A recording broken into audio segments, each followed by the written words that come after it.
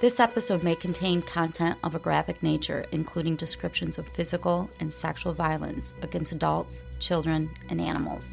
Listener discretion is advised.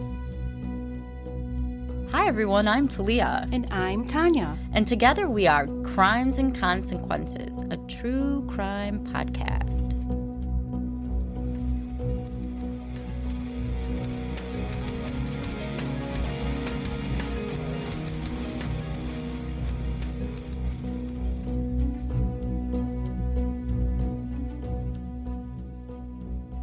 Hey, Tanya. Hi, Talia.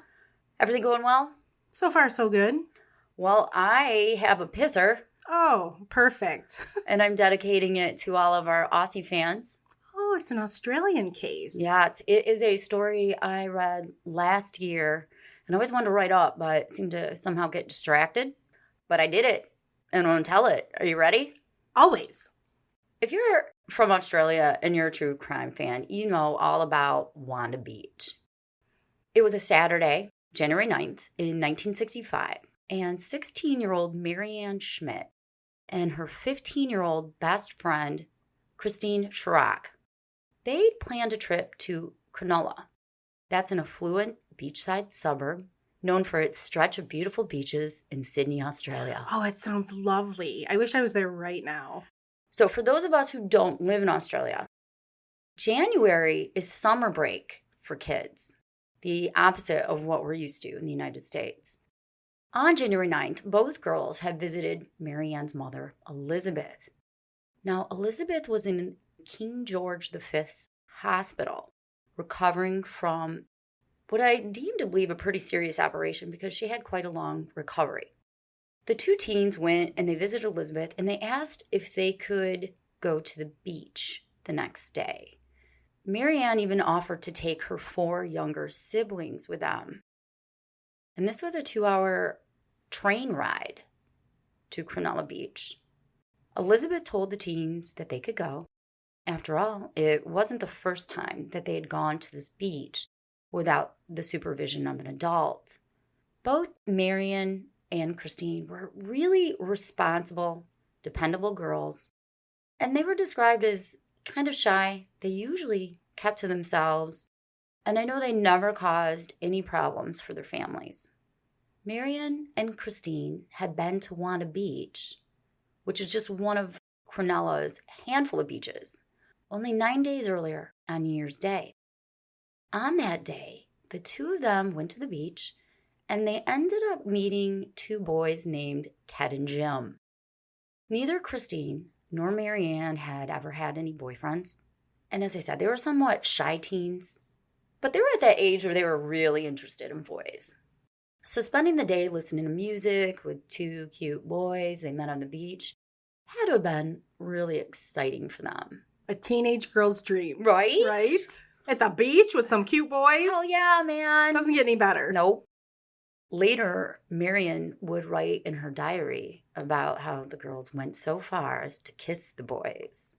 Marianne went back to the beach a few days later with her siblings, and this time Christine didn't join them. While at South Cronulla Beach, Marianne left her siblings for a bit, telling them she was going to go walk the shoreline north to Wanda Beach. She never told them why, and it could be as simple as she just wanted to go for a walk. But we'll never really know. The 2 teen girls, they were described as inseparable. Marianne Schmidt had moved to Brush Road, and that's in West Ryde, which is a suburb of Sydney, about a year earlier with her family. The Schmidts were German immigrants who moved to Australia to better themselves. But tragedy struck the Schmidts not long after moving. Father Helmut, he died of Hodgkinson's disease, leaving Mother Elizabeth to raise their 7 children alone.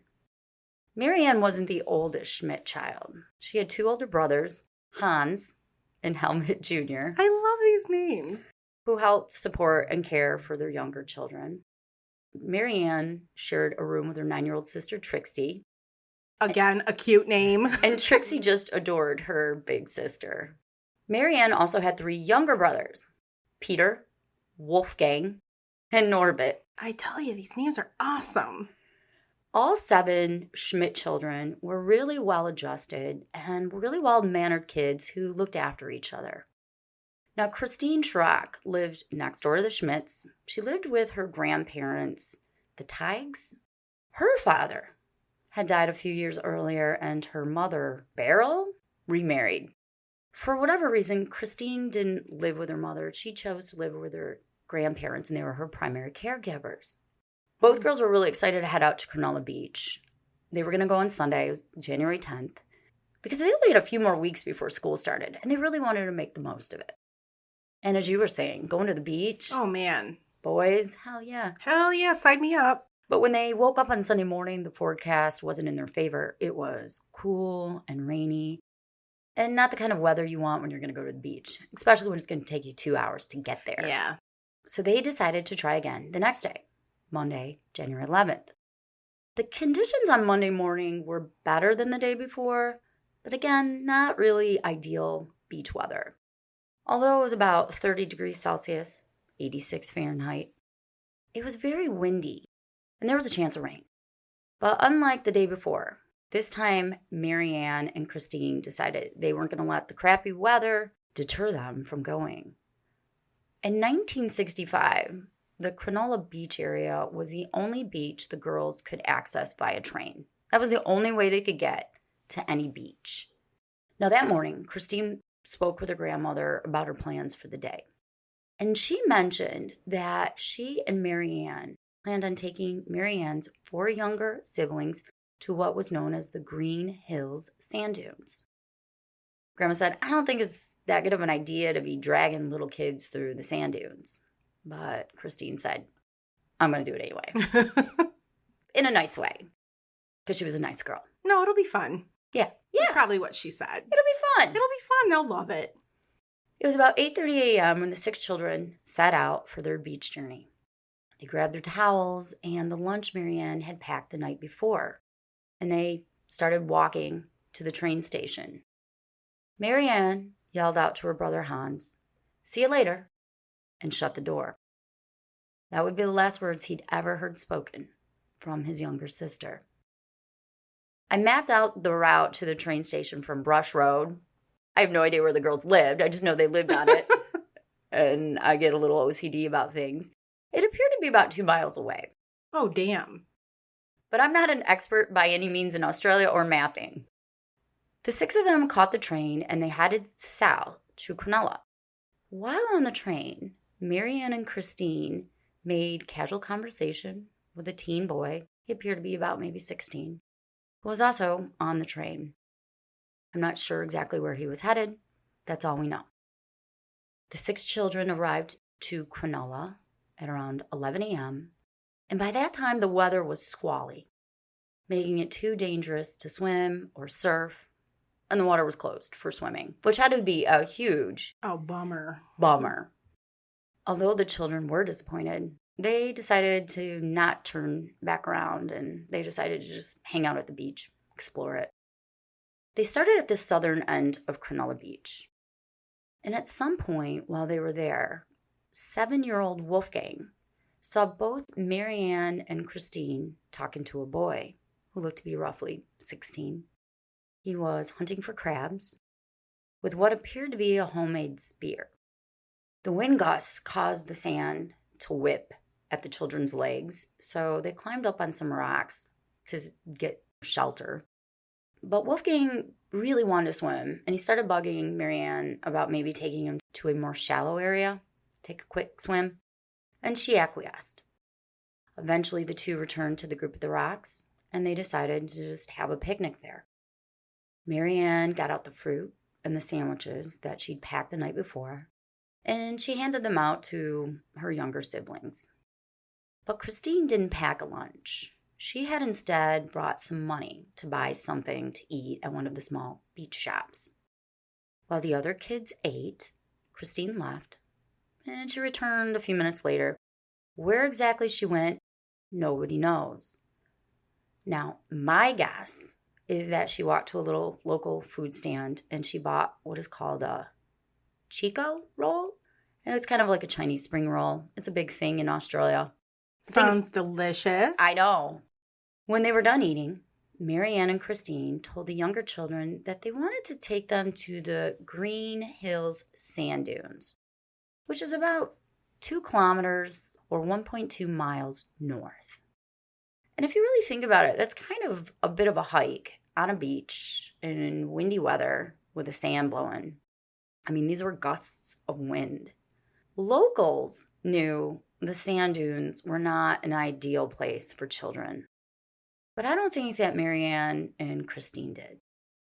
The sand dunes in 1965 were a secluded, remote area, quite a distance from where most beachgoers went. It was filthy, littered with trash, and not just the garbage kind of trash, but human trash. Oh, no. Nude sunbathers like to go there because of its remoteness. And then, of course, pervs that like to watch nude sunbathers Of course. liked to go there too. And back in 1965, homosexuality was a crime in Australia, and it was also considered a mental disorder.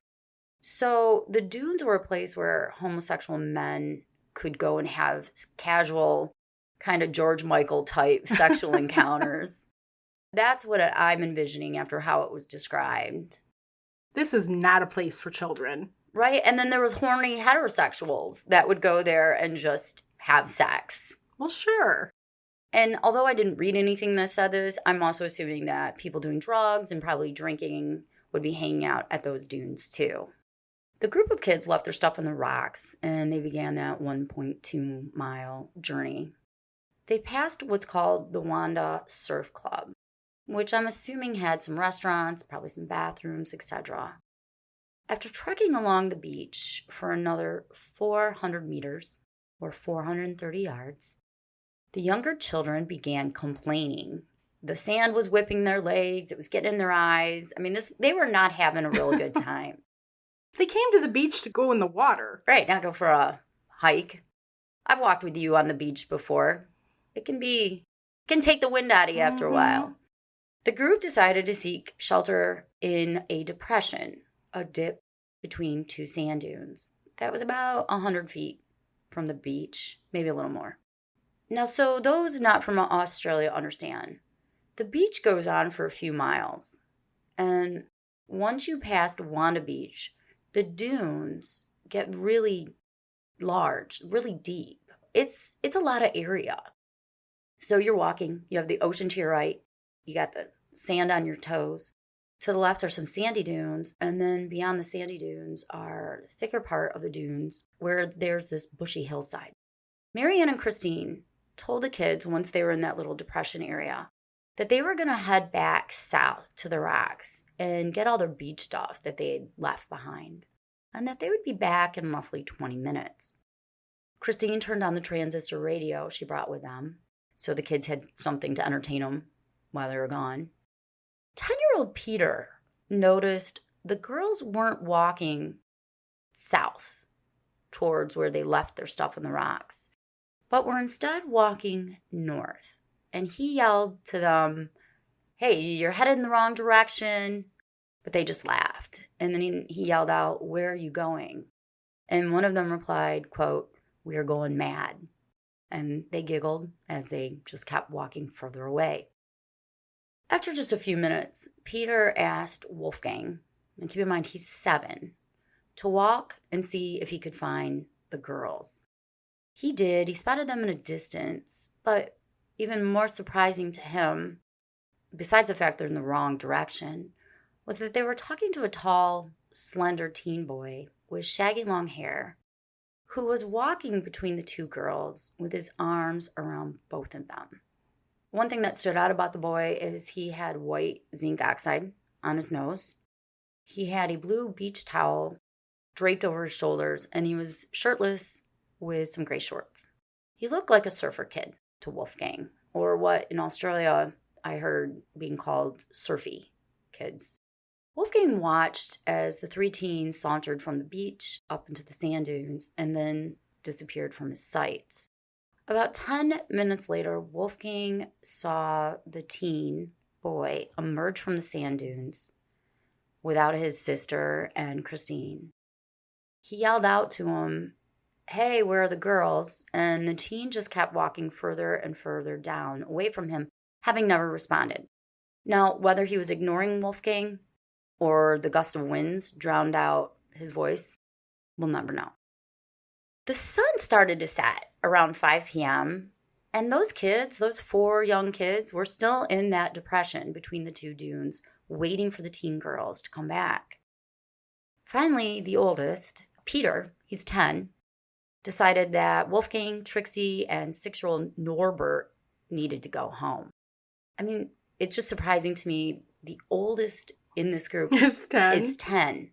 And Peter knew the last train to West Ryde left the station at 6, and he didn't want to miss it. Marianne and Christine had been gone for almost 4 hours. Oh my goodness. Following Peter, the children made their way south down the beach, where they found their beach stuff on the rocks, still undisturbed.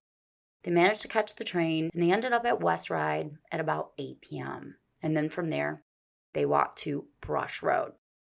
Concerned, Peter told his brother Hans about Christine and Marianne leaving and never coming back.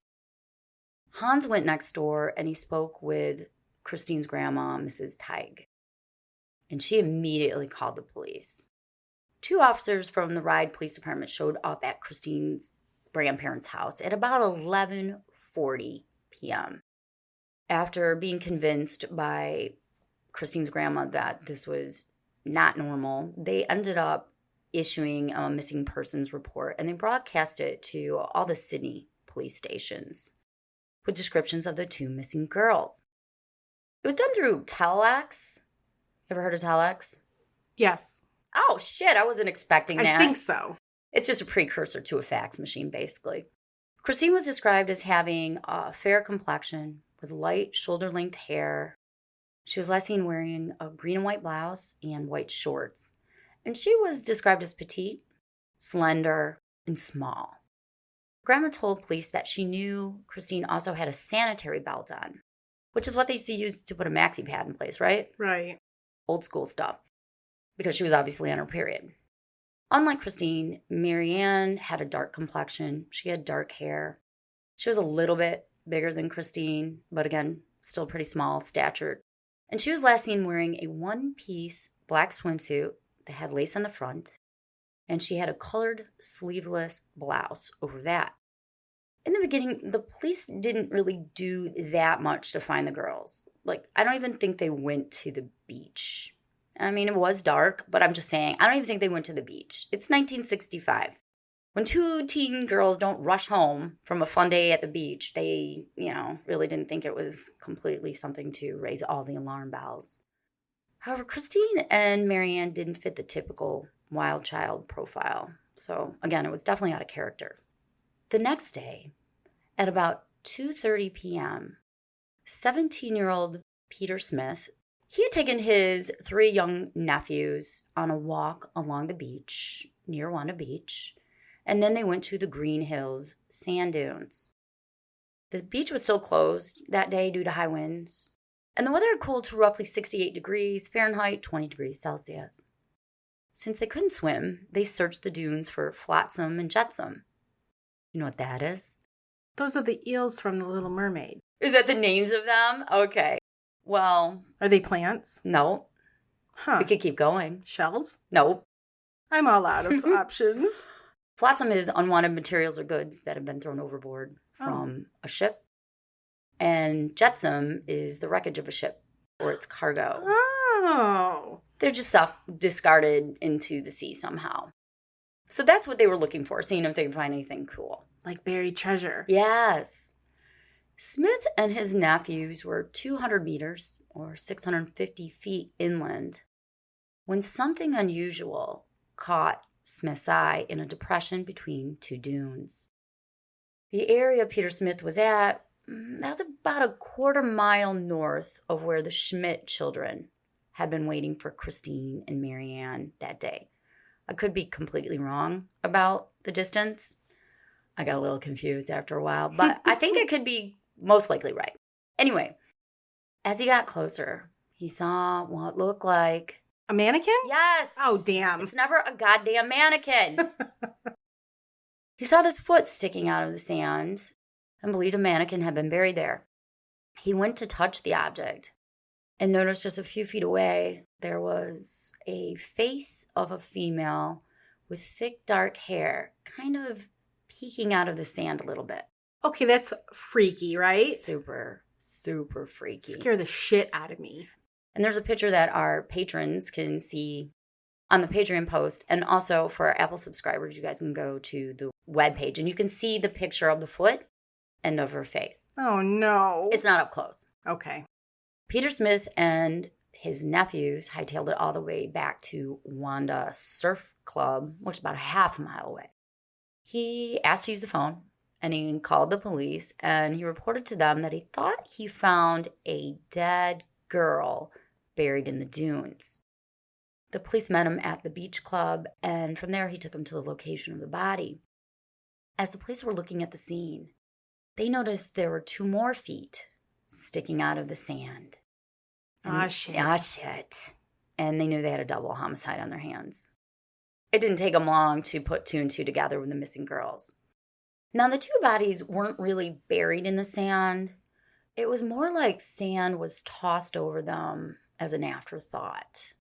And the gusting winds had began to unearth the shallow sand that served as their grave.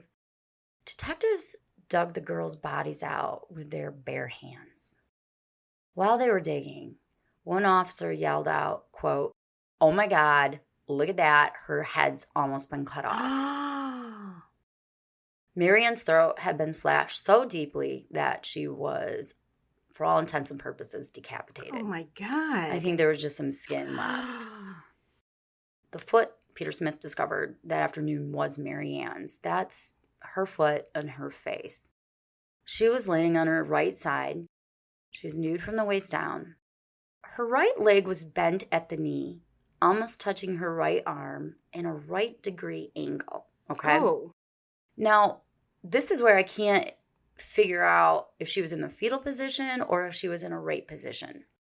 The left leg was also bent at the knee, too, and formed a right angle. Is she laying on her back? But they said she was laying on her side. She must have been in the fetal position. That's what it sounds like, right? Yeah, but then why wouldn't you just say the other leg was on top of it? Right. And they never do. I don't know. If anybody knows the answer to whether it was a rape position or a fetal position, let us know. But I feel like if it was a fetal position, I would have read it somewhere. Either way, Christine's body was found face down, and her head was next to Marianne's left foot. Now, this is how Christine's body was described at the scene. Both legs were slightly parted, and her pair of white cotton briefs were placed on top of her buttocks. Between her legs were a pair of white shorts, which had been tightly packed into her crotch. Ouch. I don't know if that means inside or just, I don't know. Like jammed in there? Yeah, I don't know. The sanitary belt and pad were on the right side of her buttocks. Her right arm was at a right angle to the body with the elbow bent, and the forearm was near the side of her face. I don't know what her left arm was doing, didn't say. She was also wearing a heart-shaped locket around her neck. Gold earrings and a gold signet ring was on her right ring finger, plus she had a gold bracelet on her right wrist. It doesn't seem like robbery would obviously be, and wasn't Not with a all motive. that gold jewelry left behind. So the autopsies for the girls. Christine's skull was fractured by some sort of blunt object that the medical examiner said was most likely either a rock, a large log, or a metal pipe. She had 7 stab wounds. She was stabbed in her right shoulder blade, behind her right ear. She had 3 on the side of her back, near her waistline, 1 on the right side of the base of her neck, and 1 time in the neck. She had 2 small prick marks on her back below the other wounds on her back, and a small nick below her backside neck wounds. Now on the front side, she had 6 parallel cuts to her neck, 2 black eyes, and her chin had an abrasion on it. She'd clearly been beaten and stabbed. Both of her lungs and her liver were punctured, and her calves had scratch marks on them. The medical examiner said that Christine was stabbed with a knife roughly a ½ inch wide and at least 2.5 inches long.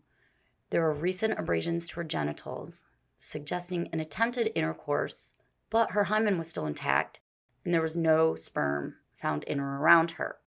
Marianne's autopsy was no better. It was conducted by the same medical examiner. His name was Dr. Lang, and she also sustained a brutal attack. Her left arm had 2 stab wounds on the outside of it and 2 on the inside, which have to be made like defensive wounds, right? It has to be. She'd been stabbed in the left breast, and that wound traveled down through her lung, penetrating her heart. She'd also been stabbed 4 times on the right side of her back, 3 times in the middle of her back, and once in her left shoulder blade, plus another one somewhere on the left side. She sustained a large and deep laceration to her throat that, as I said, almost decapitated her. She also had a 2-inch scratch near her crotch on her upper thighs. Marianne had been raped prior to her death, and sperm was found inside her. I read so many different reports and 2 books, okay? And none of them had the exact same thing. But this is the best I could do to be accurate. So some of this seems off to the Aussie fans. I did my best, okay? Blame the books in the articles, right? Yeah, because I bet you I read 15 between books and articles. So the sperm was analyzed, and in 1965, the best they could do was indicate the blood type. And the best they could do with this was indicate that it was from someone with either A. Stop it. Or B. Or AB. Or O. Or O. No, really? That's what it said. Stop it. That is exactly what it said. I'm like, what am I missing here? A couple positives and negatives? I don't know what I'm missing. Not much. Obviously, that did narrow shit down. Dr. Lang stated that there was only one murder weapon used on both girls, and it was a knife like I described. It's been described as a fishing knife, it's been described as a stiletto, and it's also been described as a spear. And all the different things that I've read, so I'm not really sure which one, but you get the point. It's slender, it's long, and it's deadly. So what the hell happened in those dunes? That's what I'd like to know.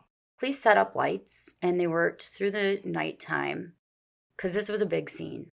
They discovered a 34-meter, 112-foot long, bloody drag mark in the sand.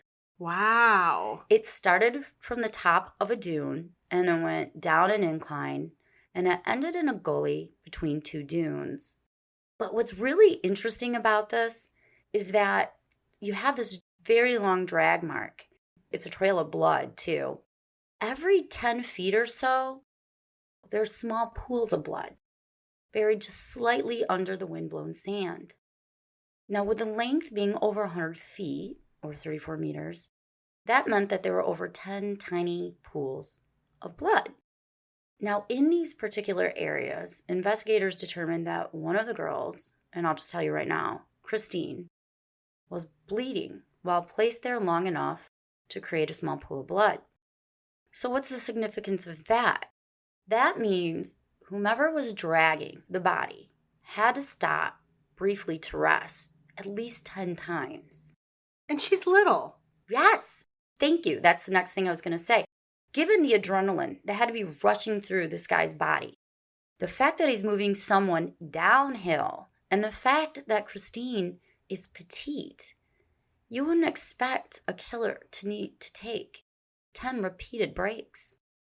Was he physically unfit, small, or weak? Or all of the above. Or all of the above. Before I tell you more, I'm going to take a quick break. The medical examiner, Dr. Lane, further reported that the girls died around the same time or within a half hour of each other. As for the time of death, all Dr. Lane could say is that it was between 2 p.m. and midnight on that morning. That's helpful. Well, the warmth of the sand that covered the girls made it hard for him to pinpoint the time of death. Both girls died from blood loss, with Christine dying from just the repeated stab wounds and Marianne dying from her neck. In Christine's stomach, Dr. Lang found undigested celery and cabbage, which he concluded meant she had died within an hour of eating. And her blood alcohol was found to be 0.015. So police began to speculate that maybe she had consumed some alcohol and eaten with her killer prior to death. Her grandma and her mom, they both said Christine got sick off the smell of alcohol. She was disgusted by it. And there's no way that 15-year-old would willingly have drank any alcohol. However, as we both know, I'm just thinking of myself when I was 15. I might have been like, oh, that stuff's nasty. It's gross. And then totally sneak it. Now, in 1965, the medical community, they weren't aware that alcohol levels may develop during decomposition. And levels up to 0.20 do not necessarily indicate that anyone's consumed any alcohol prior to death. That's a lot. I know. So police were going on the theory that she drank with a killer, but in retrospect, it was probably a result of decomposition. Based on the crime scene, police surmised that this is what happened to the girls. Somehow, probably willingly, the girls went walking in the dunes. They were only 2 dunes away from the shore when Marianne was attacked. She was attacked first. Seeing this, Christine took off running uphill. And I learned something interesting. I did not know this, but people feel safer going uphill rather than downhill. So in emergency situations, people tend to run up a hill. Really? I didn't know that. I didn't either. But think about it for a second. This idea you have some sort of advantage because you're up. Yeah. I wonder why. I don't know. High ground? High ground. Take the high ground, I guess. So Christine takes off running up the hill. She's screaming. But it did her no good. They were in such a remote area, and the wind was really loud. She made it roughly 112 feet before the killer caught up with her, and he stabbed her repeatedly in the back. He continued the brutal slaughter before dragging her back to where Marianne lay bleeding out. But for some reason, carrying her body, and I get that it's a dead weight, but for some reason, he stopped 10 times down that hill. And I mean, he was strong enough to overpower Marianne, and I understand she wasn't a big girl, but if you've overpowered her and are able to slit her throat, like, why are you stopping so many times? I have no idea. And he was able to catch up with Christine. Right, and you think he would be running just on adrenaline, That's right? what I was saying. Yeah, you can lift cars, allegedly. Exactly. With both girls bleeding out between the 2 dunes, the killer then cut the crotch of Marianne's black swimsuit and he rolled it up to her breast. While she was dying, he raped her. Now, I know the killer cut something of Christine's, but I don't know what. My best guess, and I could be completely wrong, I often am, is that he cut off her sanitary belt, but I don't even know anything about sanitary belts. But I know he cut something off Christine's, and he tried to rape her, but for whatever reason, he couldn't complete the task. So police are examining the whole crime scene. They sifted through almost 600 tons of sand, but they never found any object that they thought could have been used to bludgeon Christine. Because remember, Christine was also beat over the head. They found tire tracks about 100 feet from the murder scene, but no one knows if that's linked to the crime or has no relevance whatsoever. The only item they found that could possibly be linked to the murders was a 1-inch tip of what seemed to be a kitchen knife. It was found 5 meters or 16 feet from the girls' bodies, and there was blood on it. However, in 1965, there was no DNA, and I didn't even find anything that verified it was human blood. The girl's family was obviously just beside themselves. And Marianne's brother Hans, along with her mother Elizabeth, they visited the scene of the murders. They were escorted by the police. They really just wanted to see where she died. And this is what Hans had to say about it. This is a quote. "The place the girls were killed was very isolated, even though it was only 2 dunes back from the beach. It was so quiet, I couldn't even hear the waves crashing. You could scream your head off, and no one would hear a thing. No one would have heard the girls screaming for help." That's how he described it. The story hit Australia like a tidal wave. It plastered the headlines, and the police pleaded with anyone who'd been at Wanda Beach that day to come forward. Now, the Wednesday, 2 days after the murders, detectives finally interviewed the Schmidt children. That's the first time 7-year-old Wolfgang mentioned the teen boy who was crab hunting. He described the young crab hunter as being slender, tall, shirtless, tan, wearing gray shorts, and carrying a homemade spear. He also told authorities about the surfer teen that he'd seen talking to Marianne and Christine after he went looking for them. He said the teen was shirtless, wore gray shorts, carried a blue towel over his shoulders, and in another conversation a little while later, he said he overheard the boy asking the girls in an angry tone what their names were, and that he again watched that teen boy emerge from the dunes alone with a towel wrapped around his neck. The issue with Wolfgang's statements as the weeks turned into a month, his descriptions became more detailed. Somehow his memory began filling in the gaps, and no one's really sure if it's completely trustworthy or not. He eventually concluded that the teen boy he'd seen crab hunting was the same teen boy he'd seen walking in the dunes with the girls. This unknown 16-year-old boy became the prime suspect in the murder. However, when Wolfgang sat down to make an identikit or a sketch of the teen, he was so agreeable with the artist's suggestions of how the nose and the hair should look that they couldn't really make what they thought was an accurate sketch. Later, Wolfgang recalled that the surfer teen had a spear attached to a sheath in his waistline as he entered the dune with the 2 girls. But when he walked out of the dunes alone, he no longer had that spear.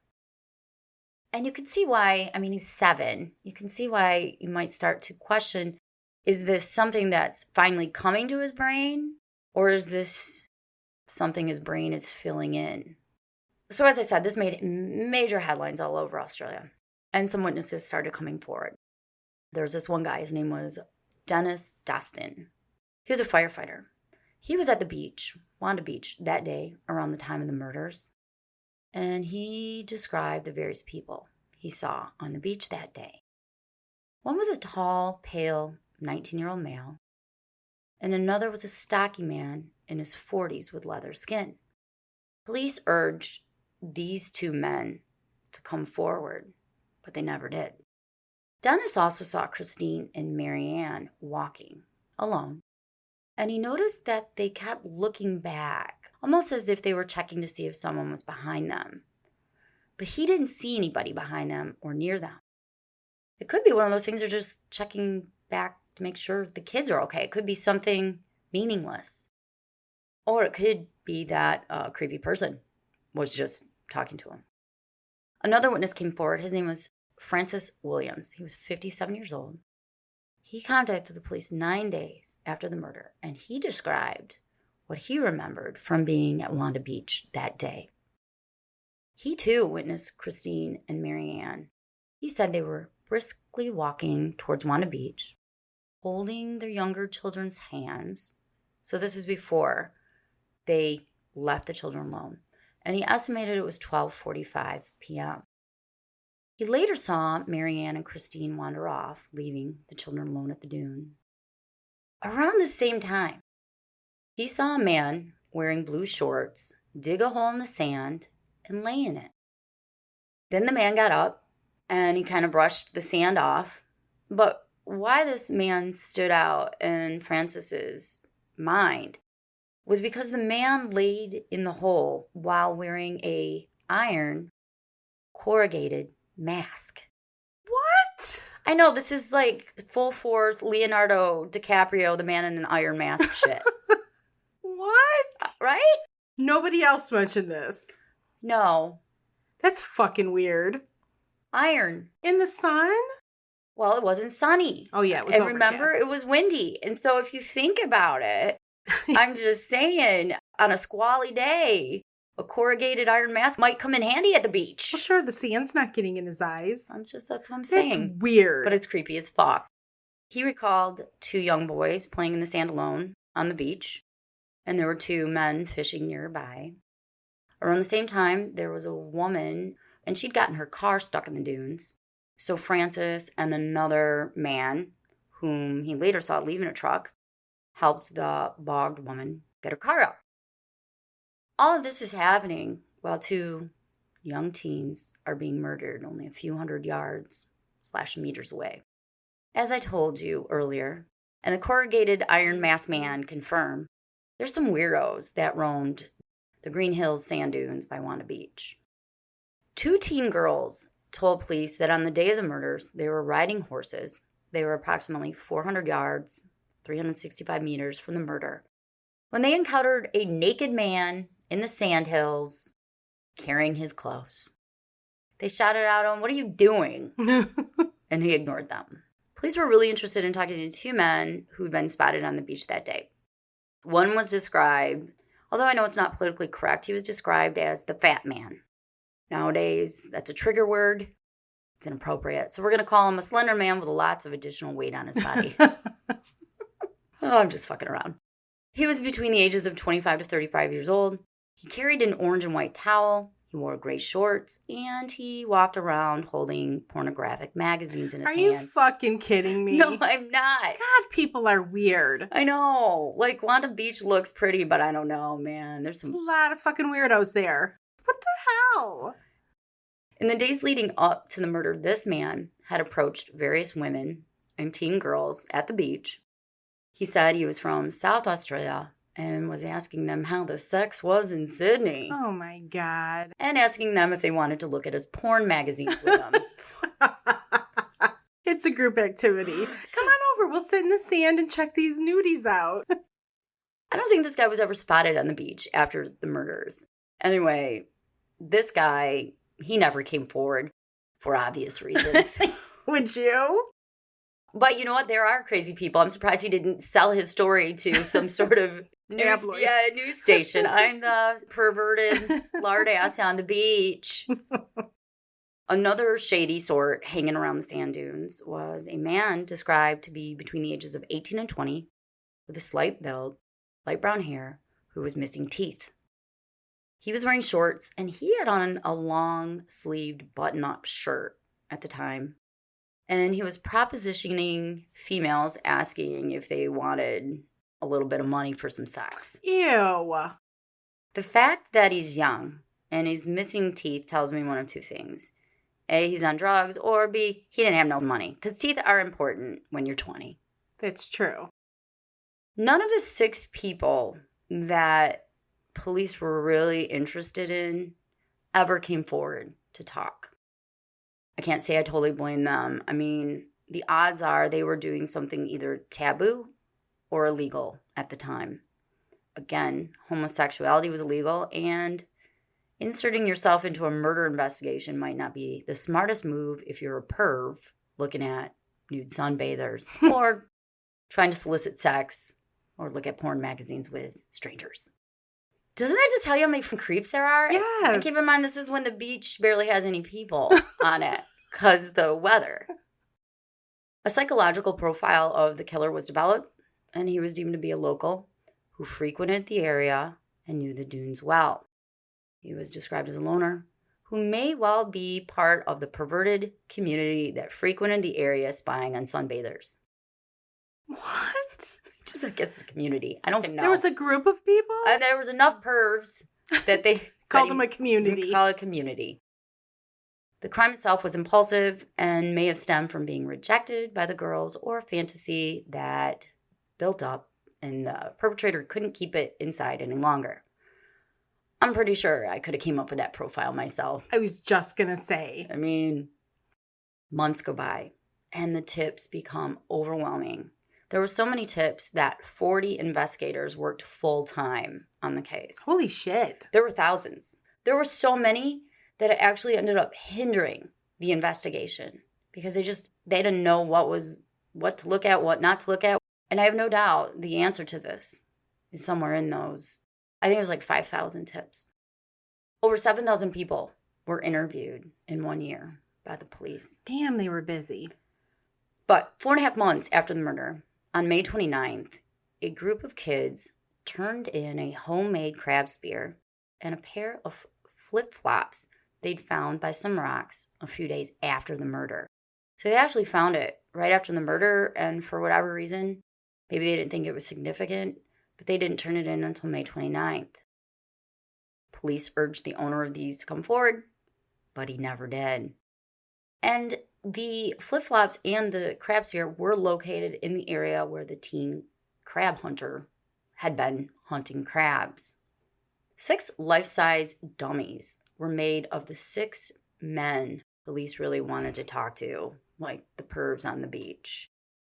They were made into lifelike dummies, and they were put on display at a large event in Australia where a lot of people attended. That's weird, too. Oh, you got to see the picture. I mean, it just looks like a bunch of mannequins with some different outfits on, like 2 Speedos and a hat and sunglasses on one. Is one of them nude?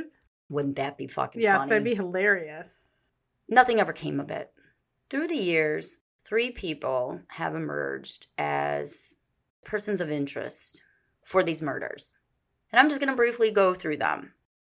And everybody in Australia, you guys know who I'm going to be talking about. First one is Alan Bassett. He's considered a suspect in the murder, not because there's any real evidence tying him to it, but because a detective who had worked on the Wanda Beach murders, his name is Detective Johnson, he became convinced that Alan was a killer. And it was all based on a painting that Alan had given him in 1975. So who's Alan Bassett? I know you want to know. Absolutely. I'm only briefly going into this. Alan Bassett, he's a killer. He met 19-year-old Carolyn Orphan at a dance on June 11th, 1966. This is a year and a half after the murders of Marianne and Christine. Carolyn had gone to the Ironworkers Club with some friends. When Alan caught her eyes, the two had a great time dancing together. They had a ball. And at the end of the night, Alan offered to take Carolyn home. He seemed like a nice guy, so she accepted. I probably would have done the same before I started a true crime podcast. But instead of taking her back to her Wollongong home, God knows how to pronounce that, not me, he drove her to Mount Ousley. There he attacked her, tying her hands behind her back with her nylons. Then he raped her. He then tied her sanitary belt, which I guess she happened to have on too, tightly around her neck. But that didn't kill her. It just slowly kind of strangled her. Eventually, he tossed her body onto the side of a road, and he found a large rock, and he just smashed her face and her head with it repeatedly. She was found alive the next day on the side of the road, but died as a result of her injuries. It didn't take long for the police to figure out that it was Alan based on the sheer amount of witnesses that saw him leaving the dance with Carolyn. He went to trial. At his trial, he said, quote, "I don't think it's outright murder. I mean, something came over me," end quote. Shut the fuck up. I mean, he tied her up. And you smashed her. Yeah, in the and head. strangled her. But stop it. He's trying to act like it's a crime of passion or something. Because he went on to say he didn't mean to kill her. Okay. But a judge found otherwise, and he was inevitably found guilty. He served 29 years for the crime, but he was eventually released. So that is Alan Bassett, a suspect. But what does this have to do with the Wanda Beach murders? Well, while he was in prison, he befriended Detective Johnson, who, as I said, had been on the Wanda Beach case. And in 1975, he gave Johnson a painting of a landscape that he titled, quote, "A Bloody Awful Thing." Detective Johnson didn't much care for the painting, and he kind of just stored it away. But a few years later, he was rummaging through things, and he saw the painting, and he looked at it again. And he thought, this looks a lot like the Wanda Beach crime scene. And as he looked at it further, he believed that there were also clues to 2 other unsolved Australian murders. According to Detective Johnson, only something the killer knew was in that painting. So that leads me to believe that there's more things about the Wanda Beach murder than were ever released. However, Detective Johnson became obsessed with his theory about Alan Bassett, and he pretty much, once he retired, devoted his life to proving Alan did it. He even wrote a book, but he died before the book could be published. However, most of Johnson's colleagues politely disagreed with him. And in 2000, Alan Bassett, he was like, man, I am tired of being a suspect in this Wanda Beach murder thing. And he offered his DNA.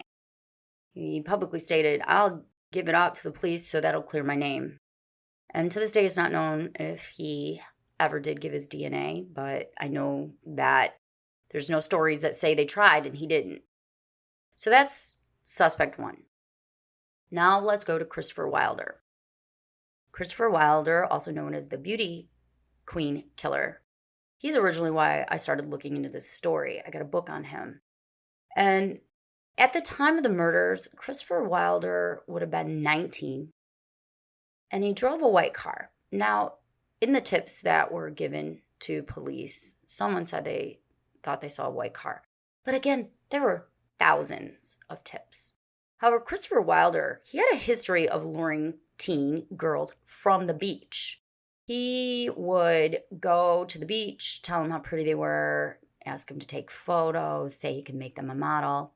And after moving to the United States, because his dad's a U.S. citizen, in 1982, he came back to Australia and he abducted 2 15-year-old girls, tied them up, and took photos of them. But his parents ended up posting bond, and he went back to the U.S., where he murdered a minimum of 8 women. Christopher's ex-wife, she had called in a tip a couple years after the murder, saying that she thought it was Christopher. But again, there were just so many, and he was in the United States, so by that time, so they didn't even bother to investigate. Christopher Wilder is dead. He either killed himself or died by the police's bullet. Either way, they have a blood sample, and this may come in handy, and I'll tell you why in a minute. Does he have type A, B, or O? Yes. Yes. So we can narrow him into the pool of suspects. So let me tell you about the prime suspect in the Wanda Beach murders. And I'm actually so disgusted / intrigued by this guy that I ordered some books on him, and I'm going to probably do an episode on him alone. The prime suspect in the Wanda Beach murder is known to all Aussie true crime fans. He's called like the Hannibal Lector of Australia. What? Tell me more. His name is Derek Percy, and he is one sick motherfucker. I think I've heard of him. Maybe. I don't know what he did, but the name sounds familiar.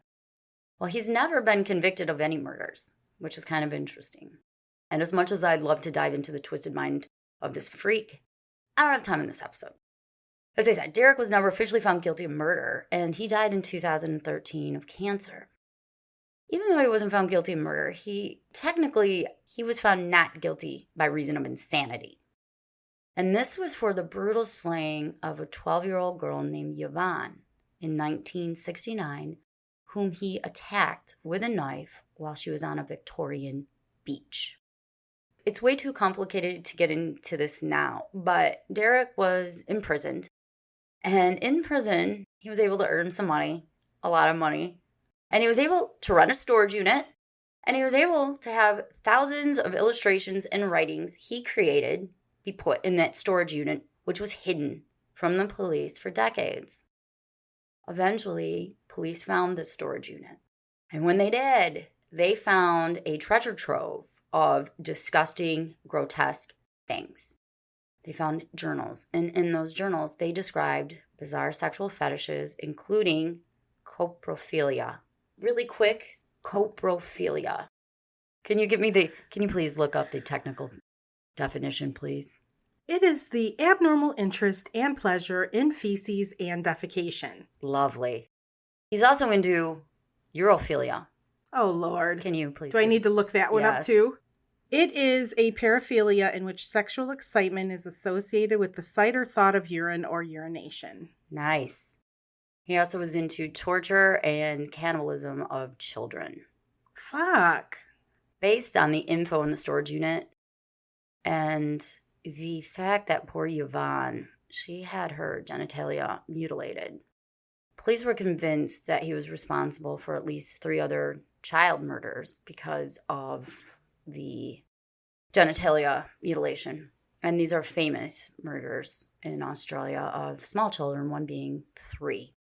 He could be guilty of up to 8, and some even try to stretch it and say he's responsible for the Beaumont children. But here's why people think that he could be responsible for the Wanda Beach murders, besides being a sick fuck? Yeah. I don't know what's in that storage unit. I'm really hoping these 2 books I bought say it. I know it's wrong. But there's something in it that just really leads police to believe that.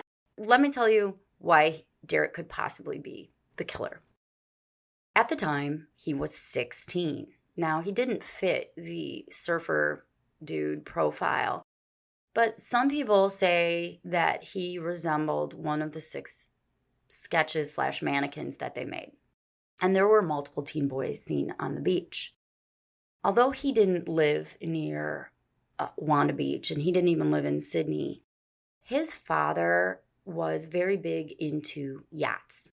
And the family would often travel to yacht regattas. Oh. I know. I don't even know what that is, but it sounds like something. I think it's a race. Is it? Mm-hmm. Sounds like something I want to be a part of. Hell yeah. On a yacht? Hell yeah. I'm all about it.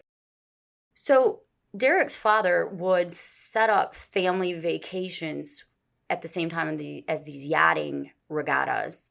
And oftentimes they were held near, not necessarily Wanda Beach, but in that general area. And during the time of the murders, there was a yachting regatta going on, I think it was about an hour away, maybe less. And what's interesting is that Derek's grandma lived in Ryde, and the girls lived in West Ryde. And in order to get to the beach, remember I told you, there's only one way, the train. And the girls were seen talking to a teen boy on the train. That's right. So they believed that Derek was at that area at that time, and they know it is very possible he could have met the girls on the train. Now, there's no evidence whatsoever linking him to it, but it is possible. And again, I don't know what's in that storage unit. So in 2012, cold case investigators announced that they had found a weak male DNA profile on the shorts of Christine. It was a drop of the killer's blood on her white shorts, which indicated that the killer had cut himself. The profile wasn't strong enough to link it to anybody. And I want to be clear, it's not that they tried to link it to somebody and they couldn't. It's that it's too weak now. But they believe in the next few years, DNA advancements will make it so they can get a complete profile of the killer. And they have Derek Percy's blood, Christopher Wilder's blood, and apparently Alan will give his DNA if he hasn't. So in the next few years, this 56-year-old murder could be solved. As far as the semen sample, that's kind of gone. And there's no mention of what became of that 1-inch knife tip found in the sand. So who knows? And that is the Wanda Beach murder story. Wow. That's a lot to take in, It's a lot to take in. I really want it solved. Me too. Oh, there is one thing I want to say. So I'm not sure if the surfer dude is even really involved, and I wanted to say why. Here's my 2 cents on that. If he's a surfer dude, and he's also the same crab hunter, then why is that homemade spear found where you're hunting crabs? But my point is, why would you go all the way back when you walk 1.25 miles to the rocks and dispose of it there with your flip-flops? Right. Then I thought it could be the fat man because he's out of shape. Maybe. Then I thought, I have no fucking idea. And that's where we're ending this. And that's where we're ending this We story. have no fucking idea. The end. I love it. And if you like this episode, but you'd like it better with no commercials, or maybe you'd like to get it a little earlier, or you want other episodes not released to the public, you can subscribe to our Apple channel, Crimes and Consequences X, or you can go to patreon.com/TNT Crimes and become a member there. So thank you guys. Thank you, Tanya. It's late. It's time to go. All right. Until our next episode. Don't kill each other. Bye.